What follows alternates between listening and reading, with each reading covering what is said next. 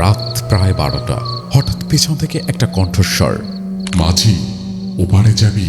সাদা পাঞ্জাবির 7 জন মানুষ, কিন্তু তাদের কারোরই মুখ দেখা যাচ্ছিল না। তারা বলল শুধু একটা লাশ ওপারে নিয়ে যেতে হবে। আর তারপরেই হঠাৎ করে শুরু হলো ভয়ঙ্কর ঝড়। ওপারে নিয়ে যাওয়ার একটা শর্ত ছিল, পেছনে তাকানো যাবে না। কিন্তু সেই মাঝি পেছনে তাকিয়েছিল, আর যা দেখেছিল তা কোনো মানুষ সহ্য করতে পারে না। ওরা মানুষ ছিল না, 7 জিনের ভয়ঙ্কর সত্য ঘটনা। আর এই সত্য ঘটনাটা সম্পূর্ণ শুনতে চোখ রাখুন আগামীকাল ঠিক রাত 10টায় রহস্যবৃত্তের 105তম এপিসোডে।